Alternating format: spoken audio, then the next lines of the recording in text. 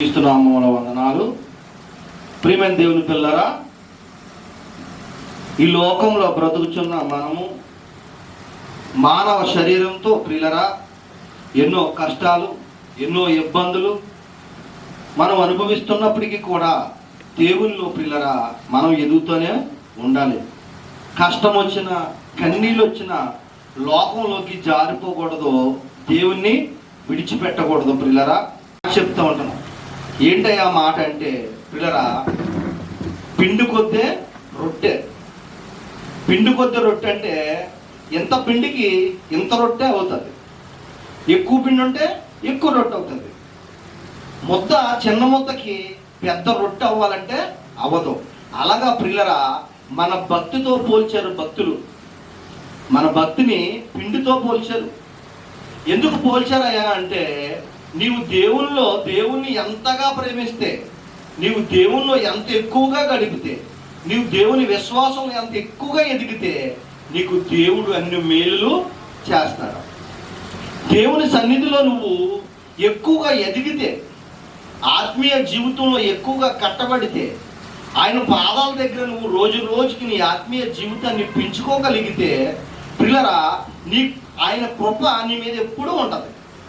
అలా కాకుండా లోకానికి ఎక్కువ మనం ఇచ్చేసి, మన జీవితాన్ని లోకానికి దారపోసేసి, మన శరీరపు కోరికల కోసం మనం జీవించేసి, మన కుటుంబాల కోసం మన జీవితాన్ని అర్పించేసి, దేవుడు పిలిచినప్పుడు మనం సిద్ధంగా లేకపోతే ప్రియులరా దేవుడు పరలోకం ఇవ్వడం. ఎందుకు చెప్తున్నానంటే, క్రైస్తవ జీవితం అనేది త్యాగంతో కూడి ఉన్నది. క్రైస్తవ జీవితం అంటే త్యాగంతో కూడి ఉన్నది. మారు మనసు పొందాలి, బాప్తిస్మం తీసుకోవాలి. చాలా మంది బాప్తిస్మం తీసుకున్న కొత్తలోనే భక్తిగా ఉంటారు, తర్వాత భక్తిగా ఉండరు. ఎందుకు ఉండరు అంటే లోకంలో మరలా కలిసిపోతారు. ఇసుక వచ్చేస్తుంది దేవుని యొక్క వాక్యంలో, ప్రార్థనలో ఇసుక వచ్చేస్తూ ఉంటుంది చాలా మందికి.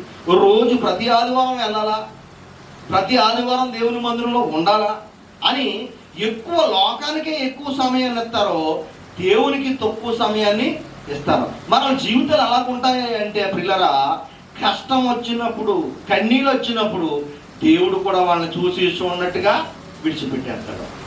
నిజంగా చెప్తున్న మాట. అందుకే నన్ను పిండి కొద్దే రొట్టె. నేనైనా మీరైనా ఎవరైనా కానివ్వండి, మీరు నీతిగా ఉండి భక్తిగా ఉండి ఆయన పాదాల దగ్గర మీరు ఆయన అడిగితే పిల్లరా, మీకు కష్టం వచ్చినప్పుడు మీకు కన్నీళ్ళు తుడుతాక ఆయన ఉంటాడు. మీకు ఇబ్బంది వచ్చినప్పుడు మీరు ఇబ్బందుల నుంచి తప్పించడానికి ఆయన ఉంటాడు. మీరు అలా కాకుండా లోకానుసారంగా బ్రతికేసి పిల్లరా దేవుని కోసం మీరు ఏమాత్రము బ్రతకకపోతే, ఇక్కడ ఈ లోకంలో మీకు కష్టం వచ్చినప్పుడు పట్టించుకోడు, రెండోదిగా పరలోకం కూడా దొరకదు. నేను ఎప్పుడు అంటాను, బాప్తిస్మం అనేది పరలోకం వెళ్ళడానికి మొదటి మెట్టు అంతే, పరలోకం వెళ్ళిపోయినట్టు కాదు. మేము బాప్తిస్మం తీసుకున్నామంటే మేము పరలోకం వెళ్ళిపోతామండి అంటే, నువ్వు దేవుని కోసం ఏం త్యాగం చేసావు వెళ్తావు పరలోకం.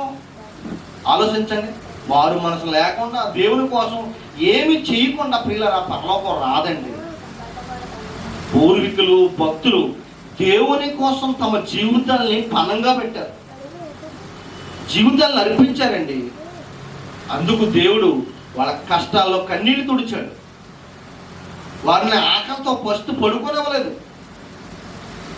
నేను ఎప్పుడు ఆ మాట చెప్తాను పిల్లల, చిన్నప్పుడు మా అమ్మ కొట్టుగాడికి వెళ్ళి నీకు పని చేసి పెడితే నీకు పప్పలు తెచ్చాను దాచాను అవి పెడతానని. త్యాగాల్లో శనివారం సంత చేసేవారు. శనివారం మాత్రమే బండి ఉండేది సెంటర్లో. ఎక్కువ ఆ బెల్లం ముక్కలని ఇంతంత ఉండేవి అన్నమాట, పంచదార కణుకుల్లాగా ఉండేవి ఇంతంత, మిఠాయి బొమ్మలు అంటాం మేము. అవి పిల్లలు దాచి మా అమ్మ పుట్టికాడికి వెళ్ళినా లేదా మాటింటే ఆ పొట్లం దాచి ఇచ్చేది. ఆ పొట్లం కోసం మేము ఎదురు చూసేవాడు, బెల్లం ముక్కల కోసం, ఈ పంచదార పొలుకుల కోసం. ఆలోచించండి. అమ్మ తెచ్చిన పప్పుల కోసం చిన్నప్పుడు ఎదురు చూసేవాడు. అమ్మ పని చెప్పంగానే గబగబా వెళ్ళిపోయి తెచ్చేవాడు. పని చెప్పినప్పుడు చేయకపోతే కోపం వస్తుంది రాదా? ఆలోచించండి.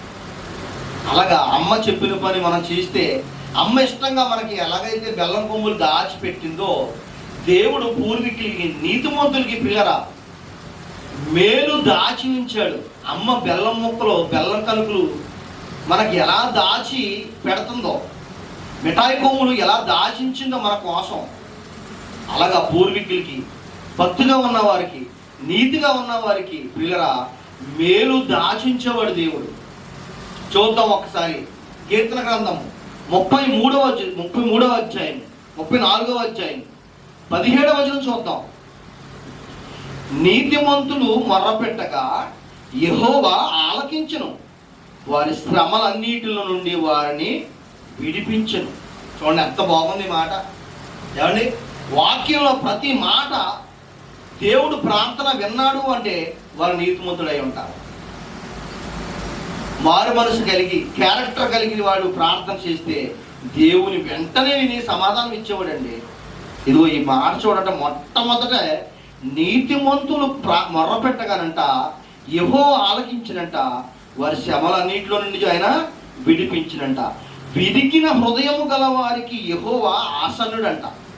ఆలోచించండి, కష్టం వచ్చినా బాధ వచ్చినా ఇబ్బంది వచ్చినా దేవుణ్ణి విడిచిపెట్టకుండా, భక్తిని విడిచిపెట్టకుండా, దేవుని సన్నిధిని పోగొట్టుకోకుండా ఉన్నవాడికి చెప్తున్న మాట అండి, విరిగిన హృదయము గల వారికి యెహోవా ఆసన్నుడు, నలిగిన మనసు గల వారిని ఆయన రక్షించునంట.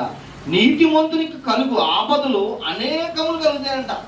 ఆలోచించండి, ఏమండి, ఈ లోకంలో బ్రతుకుతున్న వాళ్ళకి ఎవరికి కష్టం ఉండదు చెప్పండి? ఎవరికి ఇబ్బంది ఉండదు? ఉన్నవాడికి ఉన్నట్టుగా కష్టాలు ఉంటాయి, లేని వారికి లేనట్టుగా కష్టాలు ఉంటాయి. ఆలోచించండి, ఏమండి, ఒక్కొక్కసారి మనకు సెగ్గడేసినప్పుడు వేసవకాలం రాత్రులు బాగా నిప్పు వచ్చేసి సలుపు వచ్చేసి నిద్ర పట్టక ఆ సెగ్గడితో బాధపడతాం చూసారా? విన్నారా మీరు ఎప్పుడన్నా? అదే బాధ ఒక వారం కానీ ఒక 3 రోజులు కానీ తర్వాత చిరిగిపోకని అందులో ఉన్న చెత్త అంతా బయటకు వచ్చేసాక మనకు ప్రశాంతంగా ఉంటుంది, నిప్పు తగ్గిపోయి. అవునా కదా? అలా కాకుండా అదే సెగ్గడ్డ జీవితాంతకాలం ఉంటే ఎంత బాధ ఉంటుందో ఆలోచించండి. 3 రోజులు 4 రోజులు ఉండే సెగ్గడ్డకి జ్వరం వచ్చేసి మనశ్శాంతి లేకుండా నిద్ర లేకుండా రాత్రి అంతా మనం ఆ బాధతో గడుపుతాం. ఎప్పుడు తెల్లారుతుందా అని గడుపుతాం. అలాంటి సెగ్గడ్డు లాంటి బాధ మనకున్న 80 సంవత్సరాలు లేదా 100 సంవత్సరాలు అలా కంటిన్యూషన్ అయిపోతే ఎంత బాధగా ఉంటుంది చూడండి. ఉంటుందా ఉండదమ్మా? ఉంటుంది కదా. కాబట్టి దేవుడు మనకు చాలా గొప్పదండి, చాలా చాలా గొప్పది దేవుడు మనసు. అది అర్థమైన వాడికే ఆయన మనసు ఏటో అర్థమవుతుందండి, ఆ రుచి ఏటో తెలుస్తుంది. ఆయన మనసు అర్థమవుతే పిల్లరా ఆయన అంటే ఏటో, ఆయన మనసు అంటే ఏటో, ఆయన ఎంత గొప్పడో అర్థమవుతుంది. ఇదిగోండి బాబు, లాస్ట్ మాట చూడండి ఎంత బాగుందో. నీతిమంతునికి కలుగు ఆపదలు అనేకములు, వాటన్నిటిలో నుండి యెహోవా వారిని విడిపించును. అబ్బా ఎంత బాగుందో చూడండి ఈ మాట. అనేకమైన ఆపదలు కలిగినప్పటికీ ఆయన ఉన్నాడంటే విడిపించడానికి. ఎవరికిది అంటే నీతిగా బ్రతికిన వారికి, యథార్థంగా బ్రతికిన వారికి, దేవుని కోసం త్యాగంగా బ్రతికిన వారికి. ఆలోచించండి పిల్లరా, ఆలోచించండి. కష్టం వచ్చినప్పుడు కొంతమంది దేవుని విడిచిపెట్టి వెళ్ళిపోయే వాళ్ళు ఉంటారు. 500 రూపాయలు ఎక్స్ట్రా ఇస్తాను పనిలో కంటే దేవుని ప్రార్థన మానేసి ఆ పని కోసం పరిగెత్తిన వాళ్ళు ఉంటారు. టీవీలో మంచి సినిమా వస్తే ప్రార్థన మాని కాల్ జాబుకుని టీవీ కూడా కూర్చునే మహానుభావులు ఉంటారు. ఇలాంటి వాళ్ళకి వర్తించమండి. అసలు నేను చెప్తున్నాను ఖచ్చితంగా ఇలాంటి వాళ్ళకి వర్తించవు. విరిగిన మనస్సు నలిగిన హృదయము కలిగిన వారికి అంటండి, విరిగిన హృదయం గల వారికి యెహోవా ఆసన్నుడు, నలిగిన మనసు గల వారికి ఆయన రక్షిస్తాడంటండి. దేవుని కోసం యథార్థంగా బ్రతకాలండి. కష్టం వచ్చినా దేవుని విడిచిపెట్టకూడదు, నష్టం వచ్చినా దేవుని విడిచిపెట్టకూడదు. ఆయన్నిటిని ఆయన చూసి నీ కష్ట నష్టాల నుంచి ఆయన విడిపిస్తాడంట ప్రియులారా, ఆయన విడిపిస్తాడంట. ఆలోచించండి, భక్తుల కోసం దేవుని యందు ఎవరైతే భయభక్తులు కలిగి ఉంటారో వారి కోసం అంట ఆయన దాచిన మేలు చాలా గొప్పదంట. అర్థమైంది మీకు? ముందు ముందు జరగబోయే కష్టాలను కూడా ప్రియులరా, మీకు కష్టాలను కూడా తప్పించడానికి ఆయన సిద్ధంగా ఉంటాడంట. ఎప్పటికీ మీకోసం మేలు దాచుంచుతాడంట. ఆ కష్టం ఆ బాధ వెనకాలే ఆ మేలు దాగుని ఉంటుంది. ఓర్పు పట్టాలి, ఆ బాధను సహించాలి, మనకు వచ్చిన కష్టాన్ని సహించాలి. అప్పుడు దాని వెనకాల దేవుడు మనకు ఆ మేలు ఎంత గొప్పదో అప్పుడు నీకు అర్థమవుతుంది ప్లేరా. కీర్తన గ్రంథంలో ఒక మాట చూద్దాం, 105:17 105:17 ఎంత బాగుందో చూడండి మాట.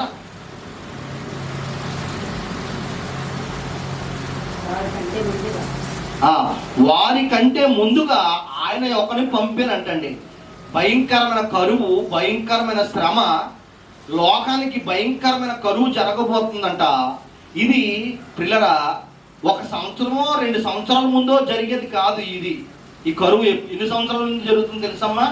ఇంచుమించు 30 సంవత్సరాలకు ముందు జరగబోతుంది. ఒక కరువు ఒకటి 30 సంవత్సరాలు లేదా ఒక 20 సంవత్సరాల ముందు కరువు జరగబోతుందంట. ఆ దేశంలో ఆ కరువుకి అనేక మంది ఊడ్చుకుపోతారంట. మరి ఆలోచించండి బాగా. ఇప్పుడు ఈ చాగల్ గ్రామంలో మన అందరం ఉన్నాం కదా, ఇంతమంది ఉన్న ఒక 1,00,000 మంది ఉన్నారు అనుకోండి. ఇంత 1,00,000 మందిలో కనీసం ఒక 10,000 మంది అన్న నీతిమంతులు ఉన్నారనుకోండి. మరి ఆ 10,000 మంది నీతిమంతులను దేవుడు రక్షించాలా వద్దా? ఏమ్మా, రక్షించాలా? ఆలోచించండి. ఒక కుటుంబంలో మనం 100 మంది ఉన్నాం, 100 మందిలో 10 మంది నీతిమంతులు అంట, అవునా కదా? మరి 10 మందిని దేవుడు రక్షించాలా వద్దా? ఆలోచించండి. ఆ ప్రమాదంలో ఈ 10 మంది కూడా పోతే బాగా ఆలోచించాలి.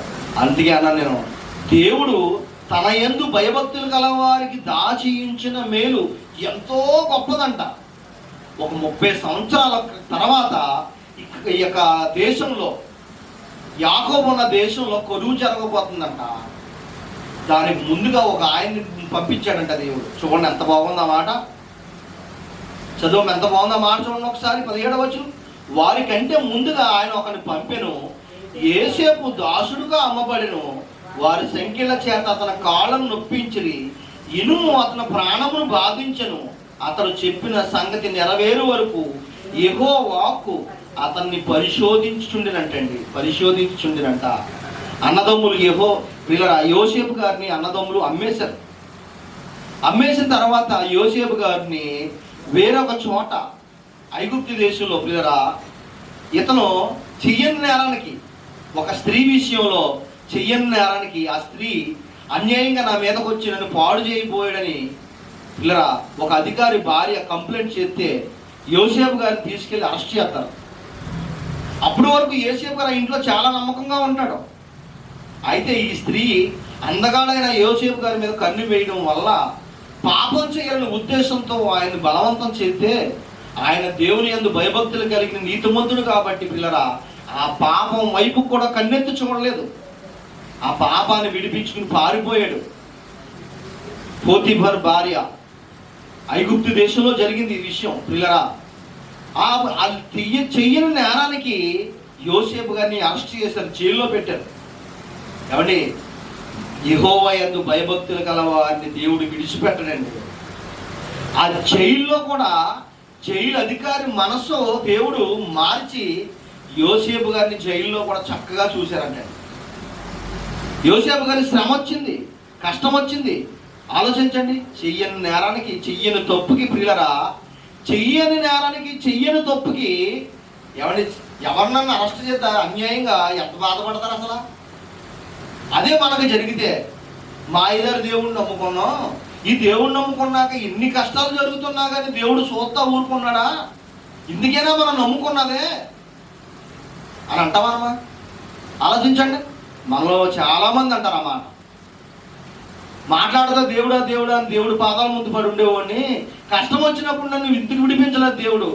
అన్యాయంగా కొన్ని నేను చేసుంటే నన్ను అన్యాయంగా జైల్లో పెట్టినా పర్లేదు, నేను చెయ్యని నేరానికి నన్ను జైల్లో పెడతామేంటి అని ఉత్తునే కంగారు పడిపోయి మాట్లాడేస్తాను.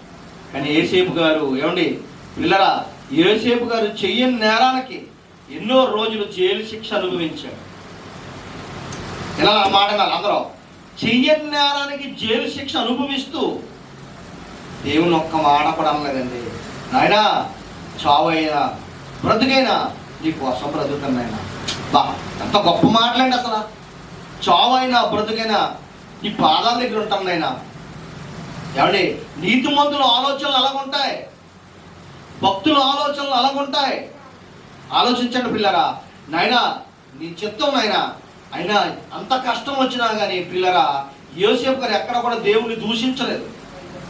ఇబ్బంది వచ్చినా దేవుని దూషించలేదు. చెయ్యని నేరానికి శిక్ష అనుభవించిన దేవుని దూషించలేదు. ప్రార్థన కూడా మానలేదు. దేవుని ప్రార్థిస్తూ మానలేదు. ఏమంటే పోతీఫర్ భార్య తప్పు చేయడానికి పిలిచినప్పుడు నన్ను దేవుడు చూస్తున్నాడని తప్పు చేయకుండా పారిపోయాడంటే ఎంత నీతిమంతుడో చూడండి. ఆలోచించండి. ఎవరు చూడలేదు కదా. దేశం కాని దేశం, ఊరు కాని ఊరు తప్పు చేస్తే ఎవరు చూస్తారో. అయినా తప్పు చేయలేదు. దేవుడు చూచుచున్న దేవుడు నన్ను చూస్తాడో, నేను తప్పు చేత ఊరుకోడు అని ప్రియులరా నీతిమంతుడు యోసేపు అండి. తప్పు చేయలేదు. చెయ్యని నేరానికి జైలు అనుభవిస్తున్నాడు, శిక్ష అనుభవిస్తున్నాడు. ఆయన తప్పు చేయలేదు. దేవుని ప్రార్థిస్తాం మానలేదు. ప్రియులరా ఆలోచించండి ఒకసారి. ఇదంతా ఎందుకు జరుగుతుందంటే ప్రియులరా, యాకోబు గారి కుటుంబంలో ఉన్న వారందరూ కూడా ఆకలితో చావకూడదని దేవుడంట ముందుగా యోసేపు గారిని పంపించాడంట ఐగుప్తు దేశం. చూద్దాం, అది కూడా చూద్దాం.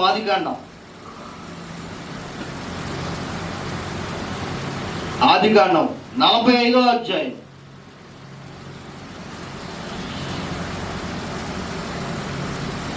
ఆదికాండం 45వ అధ్యాయము పిల్లరా 5వ వచనం చూద్దాం. 5వ వచనం.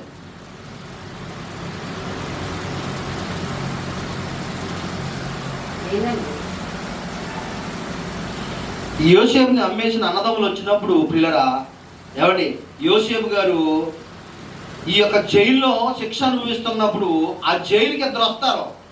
రాజు దగ్గర ఉన్న ఇద్దరు బొడ్డులు వస్తారనమాట. రాజు దగ్గర అధికారులు. వాళ్ళని జైల్లో వేసినప్పుడు ఇద్దరికి కొన్ని కళలు వస్తాయన్నమాట. ఆ కళలకి భావం ఏంటో ఈ చెప్పినప్పుడు అందులో ఒకడు చనిపోతాడు. బయటికి వెళ్ళిన తర్వాత ఒకడు రాజు దగ్గర ఉంటాడు. రాజుకి ఒక కళ వచ్చినప్పుడు బాగా ఆలోచించాలి. అది చెప్పడానికి పక్కన ఉన్న బొట్టుడు చెప్తాడనమాట. అధికారి గిన్నెందిచ్చే అధికారి రాజుకి చెప్తాడు, అయ్యా జైల్లో ఒక దేవుని ఆత్మ కలిగిన, దేవుని శక్తి కలిగిన ఒక మహానుభావుడు ఉన్నాడో, ఆయన మీరు ఏ కలగన్నా జరగబోయేది అని చెప్తున్నాడని చెప్పేటప్పటికి ఆయన పిలిపించండి అన్నాడు. రాజుగారు పిలిపించగానే రాజుగారికి వచ్చిన కళ భావం యోసేపు గారు చెప్తాడు అనమాట. యోసేపు గారు చెప్పినప్పుడు ఎవరిని యోసేపు గారిని దేవుడు యొక్క రాజు నెత్తి మీద పెట్టుకుంటాడు. నేను రాజుని, ఈ రాజ్యం మీద అధికారం అంతా నీకు ఇస్తున్నానని చెప్పి లేదా రాజు యోసేపుని నమ్ముతాడు. ఇలా నమ్మడానికి యోసేపు గొప్పతనం కాదు, అది ఎవరు గొప్పతనం? దేవుడు రాజు మనసు మార్చాడు. యోసేపుకి ఆ జరిగిన కళ భావాన్ని చెప్పాడు. ఆ భావం రాజుకి చెప్పి యోసేపు ఇలా జరుగుతుంది, కరువు జరగబోతుంది, ఐగుప్తు దేశంలో భయంకరమైన కరువు రాబోతుంది అని చెప్పినప్పుడు అప్పుడు ఈ కరువుని తప్పించడం ఎలాగని యోసేపుని దీనికి అధికారిగా నియమిస్తాడనమాట. ఐగుప్తు దేశం మీద నేను ఉత్తు రాజునే, అధికారం అంతా నీకు ఇస్తున్నాను, నువ్వే పరిపాలించి. ఆలోచించండి. అసలు ఊరు కాని ఊరు, దేశం కాని దేశం, మనిషి కాని మనిషి, మతం కాని మతం. అయినప్పటికీ దేవుడు ఫరో యొక్క మనసు మార్చి రాజు పక్కన సింహాసనం మీద యోసేపుని కూర్చోబెట్టాడు దేవుడు. ఎందుకు కూర్చోబెట్టాడంటే యోసేపు క్యారెక్టర్ కలిగిన వాడు. కష్టం వచ్చినా, నష్టం వచ్చినా, కన్నీళ్ళు వచ్చినా తప్పు చేయకుండా దేవుని కోసం బ్రతికాడు. నీతిగా బ్రతికాడు, యథార్థంగా బ్రతికాడు. కష్టం వచ్చినా, జైలు శిక్ష అనుభవించిన దేవుణ్ణి దూషించలేదు, ఒక మాట అనలేదు, పిల్లల తప్పు కూడా చేయలేదు. అందుకు యోసేపు క్యారెక్టర్ దేవుడికి నచ్చింది. రాజు మనసు మార్చి రాజు పక్కన రాజు గొప్ప అధికారాన్ని, రాజు అంతటి పదవిని యోసేపు గారికి ఇచ్చినప్పుడు లేదా ఈ యొక్క ధాన్యం అంతటి మీద అధికారి ఎవరంటే యోసేపు గారు. అప్పుడు ఎవరైతే అమ్మారో అన్నదమ్ములు, ఆ అన్నదమ్ములు యోసేపు దగ్గరికి వచ్చారన్నమాట. అప్పుడు జరిగిన విషయం ఇది. ఎవరి కోసమైతే దేవుడు భయంకరమైన కరువు రప్పించడో ఆ దేశానికి, ఆ యాకోబు కుటుంబం అంతా కూడా దేవుని కోసం భయభక్తులు కలిగి బ్రతుకుతున్నారు కాబట్టి వారిని రక్షించడం కోసం దేవుడు ముందుగా యోసేపుని ఐగుప్తు దేశం పంపించాడు. ఇంచుమించు 30 సంవత్సరాల ముందు. ఆలోచించండి. 1 సంవత్సరం ముందు కాదు, 2 సంవత్సరాల ముందు కాదు. జరగబోయే కీడు నుండి తప్పించాలని జరగబోయే ఆకలి చావుల నుంచి యాకోబు కుటుంబాన్ని రక్షించాలని ముందుగా యోసేపును పంపించాడు. అప్పుడు జరిగిన సంఘటన ఇది చూద్దాం ఒకసారి. 105వ కీర్తన 17వ వచనం లేదా ఆదికాండము 45 వచనం 45. అయినను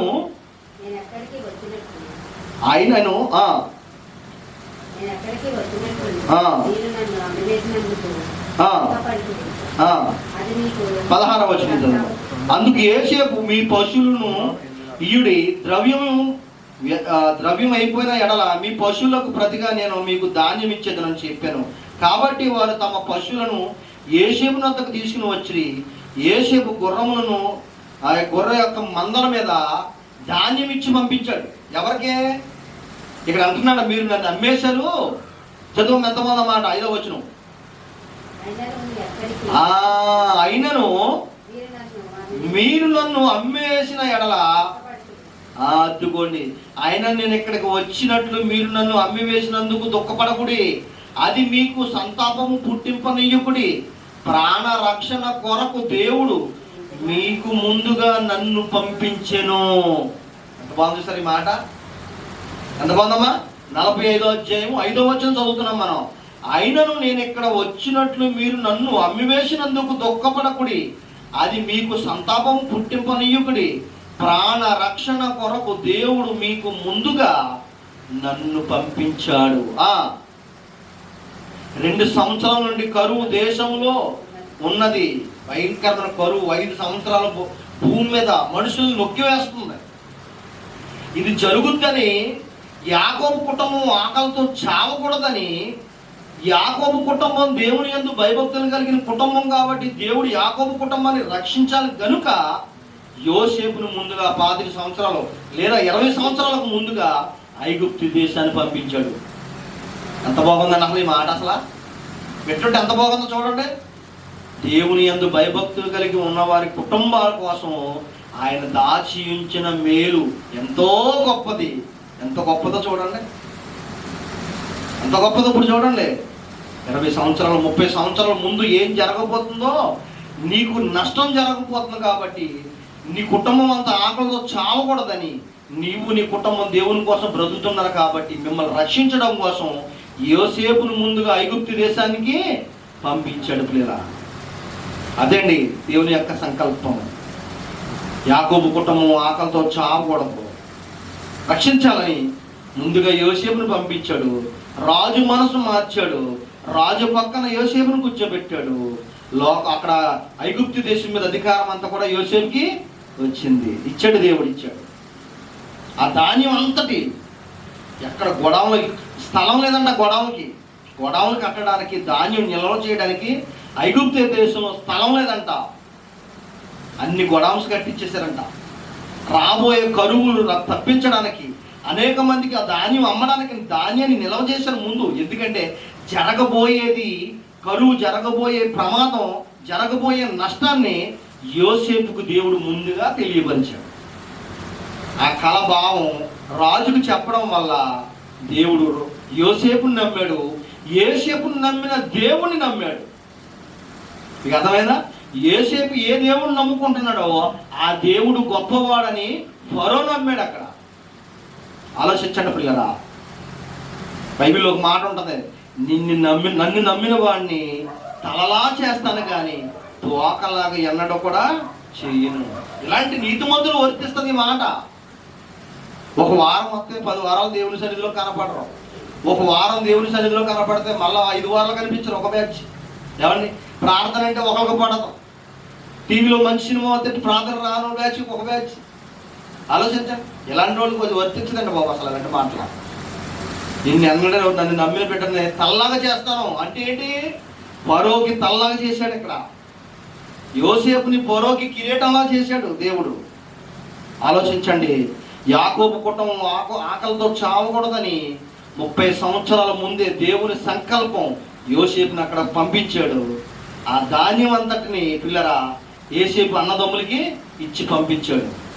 కుటుంబం అంతా కొన్ని సంవత్సరాలు తినండి అని. ఆ తిన్న తర్వాత ఏం జరిగిందంటే నాన్నే మన కుటుంబం అంతా కూడా ఐగుప్తు దేశానికి తీసుకొచ్చేమన్నాడు యోసేపు గారు. తీసుకొచ్చేస్తే పిల్లరా ఐగుప్తు దేశంలో చాలా సంవత్సరాలు యోసేపే పోషించాడు కుటుంబాన్ని. 75 మంది అనుకోండి, ఒక 75 మంది అనుకోండి, 75 మంది కుటుంబాన్ని కూడా యోసేపే పోషించాడు. అంటే జరగబోయే విపత్తుని దేవుడు ముందుగా తెలియపరిచి దేవుని నమ్మిన బిడ్డలు ఆకలితో అలమటించకూడదని యాకోబు కుటుంబాన్ని రక్షించడానికి యోసేపును ముందుగా ఐగుప్తు దేశానికి పంపించాడు. పిల్లరా దేవుని యందు భయభక్తులు కలిగిన వారిని దేవుడు వారి ప్రాణాలు రక్షిస్తాడు, వారిని రక్షిస్తాడు. పిల్లరా అదే ఇక్కడ ఒక మాట చదువుకుందాం, ముగించుకుందాం. మొదటి పేతురు పత్రిక మంచి మాట ఉంటా, చదువుకుందాం. ఎంత బాగుంటుంది చూడండి ఆ మాట.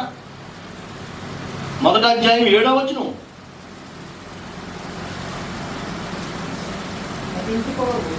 నశించిపోవు సువర్ణము అగ్ని పరీక్ష వలన శుద్ధపరచబడుచున్నది.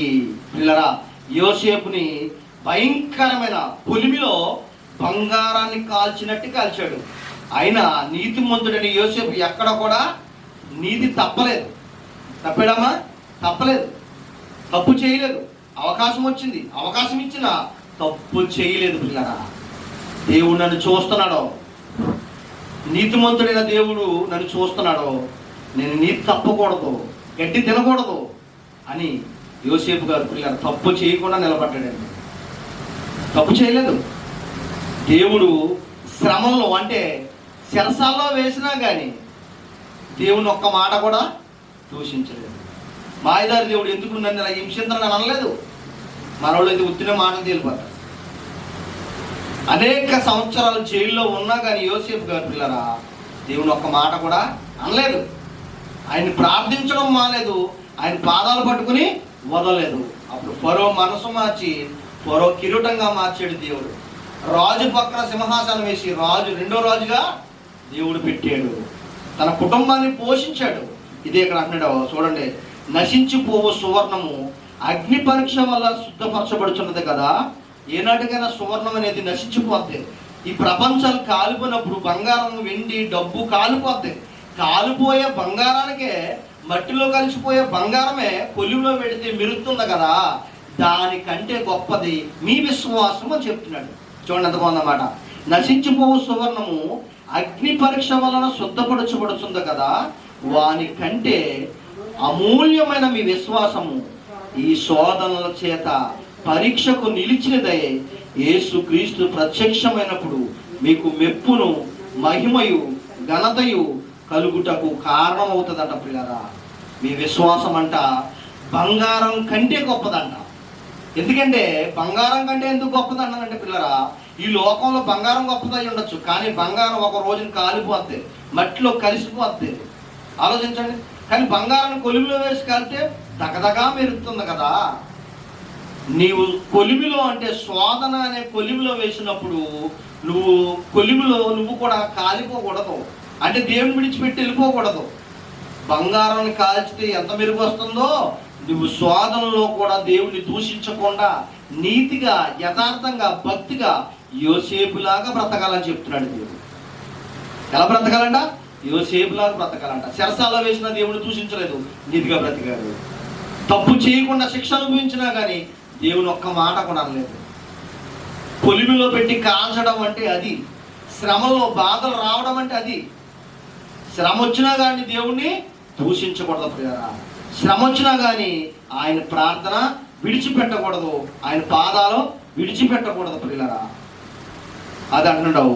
నశించిపోవు సువర్ణము అగ్ని పరీక్ష వలన శుద్ధపరచబడుచున్నది కదా, వానికంటే అమూల్యమైన మీ విశ్వాసము ఈ శోధనల చేత పరీక్షకు నిలిచినదై. పరీక్ష అంటండి. శోధనలు అనేది మనిషికి పరీక్ష. నువ్వు పరీక్ష, నీకు క్రైస్తవుడు అయితే, నిజంగా నేను క్రైస్తవుడు అయితే, నువ్వు ఒకవేళ శోధన వస్తే నిలిస్తే నువ్వు క్రైస్తవుడివే. నిలవకపోతే మళ్ళీ పాపంలో, లోకంలో కలిసిపోతావు. అర్థమవుందా? అందుకే అంటావు నువ్వు నిలవాలి. నీ ముందున్నది పరీక్ష. నీ ముందున్న పందెంలో నువ్వు గెలవాలి. నువ్వు గెలిస్తే యోసేపులాగా దేవుడు నిన్ను ఫరోకి కిరీటంలా చేస్తాడు, రాజు పక్కన రాజులా చేస్తాడు. పిల్లరా ఈ లోకంలో నీకు కష్టం వచ్చినా, కన్నీళ్ళు వచ్చినా నువ్వు ఓర్పుగా, సహనంగా ప్రభు రాకడ వరకు నువ్వు సిద్ధపరచబడగలిగితే, సిద్ధంగా ఉంటే, ఇక్కడ చెప్తున్నాడు, శోధనల చేత పరీక్షకు నిలిచినదే యేసు క్రీస్తు ప్రత్యక్షమైనప్పుడంట. రెండో రాకడలో ప్రభు వచ్చినప్పుడు పిల్లరా, రెండో రాకడలో ప్రభు వచ్చినప్పుడు మనం సిద్ధంగా ఉంటే, ఈ కష్టాలు, ఇబ్బందులు అనుభవిస్తూ ఈ మధ్యలో దేవుడు తీసేస్తాడు. ఒకవేళ ప్రభు వచ్చేటప్పుడు ఒకవేళ మన కష్టాల్లో, ఇబ్బందుల్లో ఉంటే మన పరీక్షకు నిలిచిన వారమై ఉండాలంట. నిలదొక్కు అలా నిలిచితే ప్రభు రాకడికి, రెండో రాకడకి ప్రభు వచ్చి ఆయనతో పాటు మనం పరలోకానికి తీసుకుపోతాడంట. అదే అంటాడు, అప్పుడు మీకు మహిమ ఏం కలుగుతుందంట, ఘనత కలుగుతుందంట పిల్లరా. ఎప్పుడు? యేసు ప్రభు ఆయన కూడా తప్పు చేయకుండా, పాపం చేయకుండా పిల్లరా, నాలో పాపం ఉన్నదని ఎవరు నిరూపించడానికి చూసారా, ఛాలెంజ్ చేశాడు లోకానికి. ఆయన మచ్చలేని మహనీయుడు యేసు ప్రభు గారు. ఆయన ఆలోచనలో కానీ, ఆయన తలంపుల్లో కానీ, ఆయన నడకలో కానీ, ఆయన క్రియల్లో కానీ మచ్చలేదండి. పాపం అనే మచ్చలేదు.